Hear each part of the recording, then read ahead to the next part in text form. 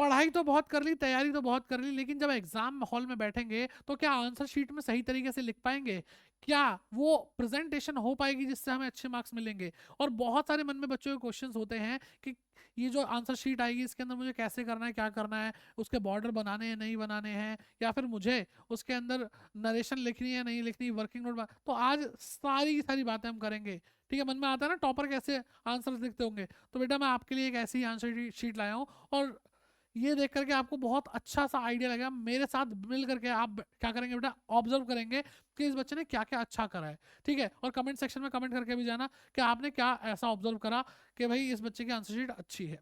ठीक है, तो चलिए स्टार्ट करते हैं। पहली बात तो ये स्कैन कॉपी है, तो इसलिए ब्लैक एंड व्हाइट में आपको ये नहीं पता चलेगा जो एग्जामिनर ने चेक करा है। ठीक है, वो अलग कलर से करते हैं, अलग पेन के कलर से, तो वो सब कुछ ब्लैक हो जाता है जब स्कैन करके आती है, तो है ना।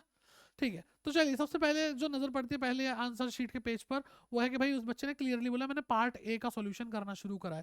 बड़ा बड़ा बोल्ड लेटर्स में लिखा हुआ है ताकि क्लैरिटी रहे। हमेशा ध्यान रखो आंसर कैसे लिखना है बेटा, आंसर ऐसे लिखना है कि ये ध्यान रखते हुए कि एग्जामिनर की नजर कहाँ कहाँ पड़ेगी, उसको वो चीज दिखाओ। ठीक है, उसकी नजर कमजोर है उसको दिखाओ, ऐसे लिखो। ठीक है, अब इस बच्चे से थोड़ा घबराया हुआ होगा, इसने आते ही थोड़ी सी गलती कर दी, तो बेटा उसने क्या करा, गलत कर दिया कुछ। अब गलत कर दिया तो उसने कट कैसे करा, ऐसे कट करा बेटा, 2 लाइन क्लिक इसने खींची और खत्म। अब ऐसा नहीं है तुम्हारी तरह कि ये गलत हो गया ऐसे काट दिया, ऐसे नहीं करना है बेटा, बिल्कुल भी ऐसे नहीं करना। ठीक है, और बाकी कोई बच्चे सोच रहे होंगे ये पहला क्वेश्चन कैसे, तो बेटा ये थोड़ा सा पुराना क्या कहते हैं आंसर शीट है, लेकिन इससे सीखने को जरूर मिलने वाला है। ठीक है, आपका पैटर्न थोड़ा सा अलग था, इसका काफी, इसका भी थोड़ा बहुत अलग है, एमसीक्यूज वगैरह नहीं थे इनके टाइम पे। ठीक है, लेकिन अभी देखो कि अकाउंट का ही पेपर है तो सीखने को क्या मिल रहा है आपको। भाई इसने क्या करा है, इसने भाई यहाँ पर जो आंसर आ रहा है उसको बबल में लिखा है ताकि अलग से हाईलाइट हो के देखो ये मेरा फाइनल आंसर है। सारे के जो कैलकुलेशन है सारी की सारी मिक्स नहीं हो गई उसकी। ठीक है, खुला खुला लिखा है बेटा, जो फॉर्मूले लिख रहा है उसको भी बबल में दिखा रहा है ताकि हाईलाइट हो और इससे अच्छा इंप्रेशन पड़े। ठीक है, जो इसका फाइनल आंसर है उसको भी बबल में इस तरह से दिखा रहा है। और अधिकतर जो इसके आंसर शीट देखी बेटा मैंने, एग्जामिनर ने उस पर ऐसे टिक करता चला गया कि सही है सही है सही है, बहुत बढ़िया है।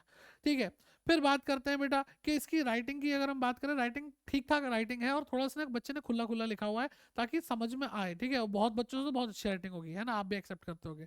फिर बात करते हैं बच्चे कहते हैं नरेशन लिखे या ना लिखे, तो बेटा देखो यहाँ पे इस बच्चे ने नरेशन लिखी हुई है। ठीक है, जरूरी है, और फॉर्मेट बहुत ही प्यारा बनाया है बेटा, बोल्ड लाइंस खींची हुई हैं ताकि अच्छे से अलग से फॉर्मेट फील हो।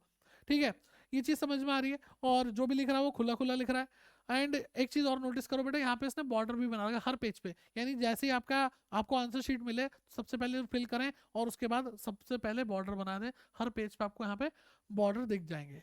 ठीक है बेटा, अब जैसे यहाँ पे अगर हम आए तो बच्चा शायद जल्दी में भूल गया क्या, यहाँ पे इसको नरेशन लिखनी थी, तो एग्जामिनर ने ऐसे ब्रैकेट डाल के छोड़ दिया। बिकॉज इसका मतलब क्या है कि बेटा एग्जामिनर देखता है कि नरेशन हुई है या नहीं हुई है। ठीक है, और इस बच्चे ने इतना खुला लिखा है कि भाई इसको टेंशन नहीं है कि मेरी आंसर शीट भर जाएगी तो और आंसर शीट मिलेगी नहीं मिलेगी एक्स्ट्रा, बिल्कुल मिलती है बेटा, आपने फीस भरी है सीबीएसई को, कोई मना नहीं कर सकता आपको। ठीक है, तो फॉर्मेटिंग पे पूरा ध्यान दें, खुला खुला लिखे, कोई टेंशन ना ले, जितना आराम से कर सकते हैं। फिर बेटा जो भी हेडिंग आ रही है उसको अंडरलाइन जरूर करें, और कुछ हाईलाइट करना तो आप उसको ऐसे, है ना, कैप्स में लिख सकते हैं, अपर कैप्स में लिखते हैं ना, तो वो भी आप लिख सकते हैं। तो उसने सारे के सारे जो लेटर्स हैं वो अपर कैप्स में लिखे ताकि अलग से उसको दिखाई दे कि इसके अंडर ये है इसके अंडर ये है, और बाकी चीज़ें स्मॉल कैप्स में भी लिखी हुई हैं। ठीक है, तो बहुत बढ़िया, शाबाश, अच्छा कर रखा है सारा का सारा कुछ। और वर्किंग नोट इस बच्चे ने जरूर बनाए हैं। फॉर्मेटिंग, और फॉर्मेटिंग में अगर बात करूँ थोड़ा और ध्यान दोगे बेटा, जर्नल एंट्री में एलएफ तक का कॉलम बना दिया बच्चे ने। ठीक है, यहाँ पे बच्चे बिल्कुल फॉर्मेट नहीं बनाते, इसने फॉर्मेट तो बनाया ही बनाया, एलएफ का भी कॉलम दिया है, सारी की सारी नरेशंस लिखी हैं, तो बहुत ही अच्छा बेटा, बहुत ही अच्छा। मतलब चाहे मुझे मैं अगर बोलूँ तो बहुत इसकी ना मिक्स राइटिंग है, कर्सिव लिखता है। मतलब मैं कर्सिव राइटिंग का बहुत फैन नहीं हूँ, स्टिल मुझे थोड़ा ना नीट एंड क्लीन लग रहा है, मतलब कि देख के अच्छा लग रहा है कि यार ऐसा गंदी राइटिंग नहीं लग रही है। ठीक, और बाकी आप ये जो बॉर्डर के बाद इस साइड की चीज़ें इधर आप रफ वर्क के लिए यूज़ कर सकते हैं, और यहाँ पे बैलेंस शीट वगैरह बनाकर छोड़ दी, पूरा पेज भरा ही नहीं मतलब अच्छे से यूज़ करा है इसने आंसर शीट का, और आई एम श्योर इसने एडिशनल जो इसकी एक्स्ट्रा शीट्स होंगी वो उसने जरूर ली होगी, वर्किंग नोट बनाया और चेक भी हुआ है वर्किंग नोट।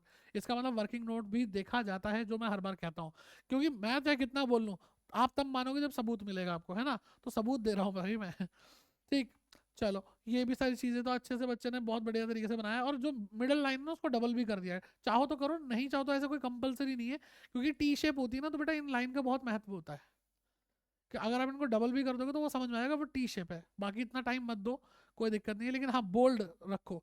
जैसे अगर आपने स्केल रखा तो ऐसे एक दो बार ऐसे ऐसे कर लो, ताकि वो थोड़ा सा है ना डीप और बोल्ड दिखाई दे लाइंस, अच्छा लगेगा।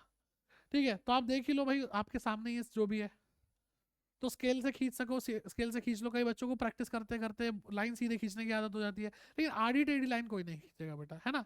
इन बात का ध्यान रखें, बच्चे से गलती, बच्चे ने क्रॉस कर दिया, साइड रखा है इसको, ठीक है, फालतू में गंदा नहीं करा उसने अपने आंसर शीट को। एंड बढ़िया चल रहा है भाई इसका तो, सारा का सारा उसने फॉर्मेटिंग वगैरह, मतलब कुछ भी मुझे ऐसा अभी तक नहीं लगा कोई अकाउंट या कोई जर्नल एंट्री इसने बिना फॉर्मेट के बनाई हो, सारी चीज़ें उसने प्रॉपर करी है। ठीक है, तो आप प्रॉपरली देख लेंगे। और कैश बिल रिसीवेबल बुक्स, अच्छा एक और चीज़ देखो इसने बहुत प्यारी करी है। आपने 11th में पढ़ा होगा बेटा कि जो लिक्विडिटी के बेस पे भी हम लिखते हैं, तो जो सबसे कम लिक्विड है उसने नीचे लिखी है, सबसे ज़्यादा लिक्विड जो है वो ऊपर लिखी है। तो मतलब इतनी बारीक बारीक चीज़ें हैं जो मतलब अगर एग्जामिनर ध्यान से देखे तो वो फैन हो जाए, है ना। तो मतलब कमाल है, कई बच्चों को तो कॉन्सेप्ट भी नहीं पता होगा मैं क्या बता रहा हूँ यहाँ पे लेकिन बहुत अच्छा, बहुत ही अच्छा। तो इस तरीके से बेटा आपको करना है। और इसको देखो बेटा, अब लास्ट आ गया है, लास्ट में आ गए हैं, तो लास्ट में इस बच्चे को ऑब्वियसली कोई भी बच्चा होगा तो उसका टाइम कम बचता है, तो वो क्या, वो बेटा फ्लो चार्ट बना रहा है कि भाई देखो विनय ये है ये, और फिर अलग से ऐसे कैलकुलेशन। तो ओके टाइप्स ऑफ इसकी क्या कहते हैं प्रेजेंटेशन, यहाँ पे भी मैं कहूँगा फॉर्मेट बंदे ने कभी भी नहीं छोड़े कि भाई हम फॉर्मेट छोड़ देंगे, नरेशन छोड़ देंगे, सब कुछ प्रॉपर किया, सब कुछ अच्छे से प्रॉपर किया। ठीक है, चलिए भाई बहुत बहुत बढ़िया। आई होप आप लोगों ने इस पूरी आंसर शीट को अच्छे से ऑब्जर्व करा है मेरे साथ, कोई भी दिक्कत परेशानी नहीं आपको भी लग रही है, और आप भी समझ पाए होंगे कि आपको बॉर्डर खींचना है, फॉर्मेट बनाने हैं, वर्किंग नोट करने हैं, नरेशन लिखनी है, और ये लास्ट पेज है इसलिए इसने पूरा रफ यहाँ पे लिखा हुआ है। ठीक है, 2019 का है भाई पेपर ये चलो, फिर यहाँ पे इसने एडिशनल शीट ली और लिखा पार्ट बी कर रहे हैं और ऑप्शन 1 कर रहे हैं, यानी कंप्यूटराइज अकाउंटिंग होगा ऑप्शन 2 के अंदर आई गेस।